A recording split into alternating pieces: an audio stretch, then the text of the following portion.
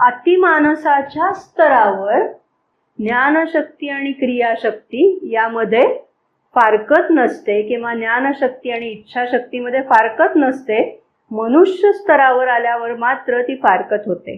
आपण त्याचं मागचं एक नेहमीचं उदाहरण पाहिलेलं होतं की माझ्या आरोग्यासाठी मला व्यायाम केला पाहिजे याचं उत्तम ज्ञान मला आहे, परंतु कृती घडत नाहीये, क्रिया घडत नाहीये, कारण या दोन्हीमध्ये फारकत आहे.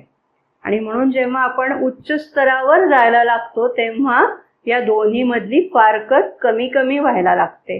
कारण अतिमानसिक स्तरावर त्यामध्ये भेद नाहीच. बोध झाला, ज्ञान झालं की त्याला जोडून कृती घडणारच हे अगदी ठरलेलं असतं. श्री अरविंदांनी स्वतःच इथे एक आता प्रश्न उपस्थित केलाय आणि त्याचं उत्तर ते स्वतःच देत आहेत. श्री अरविंदांची विवेचनाची पद्धत खूप सुंदर आहे. अगदी ते आपल्याला बोट धरून समजावून सांगतात की हे असं असं आहे. आणि म्हणून तो प्रश्न ते स्वतःच उपस्थित करतायत. ते म्हणतात ठीक आहे की ज्ञान झालं की क्रिया घडणार हे लक्षात आलं, पण क्रियेमधून पण ज्ञान होऊ शकतं का?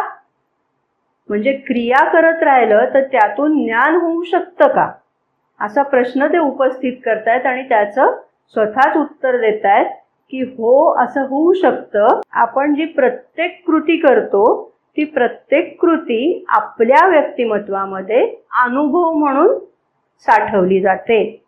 बघा, लहान मूल आहे, रांगत रांगत ते मेणबत्ती आहे, मेणबत्तीची ज्योत तेवती आहे आणि त्या ज्योतीकडे ते आकर्षित होतं आणि ते रांगत रांगत त्या ज्योतीपाशी जातं आणि ते पकडू पाहतं त्या ज्योतीला.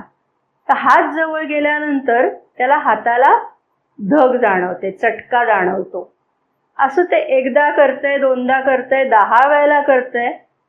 प्रत्येक कृतीमधून त्याच्या गाठीशी अनुभव जमा होत राहतो आणि त्या अनुभवातून जो निष्कर्ष हाती लागतो तो त्याच्या मनामध्ये स्टोअर होतो, तो त्याच्या मनामध्ये साठवला जातो की अरे, अशी ज्योत दिसली की तिथे आग असते, आग म्हणजे तिथे आपल्याला चटका बसतो, ही गोष्ट परत करायची नाही हे त्याला कळायला लागतं. म्हणजे हे त्याला ज्ञान होतं.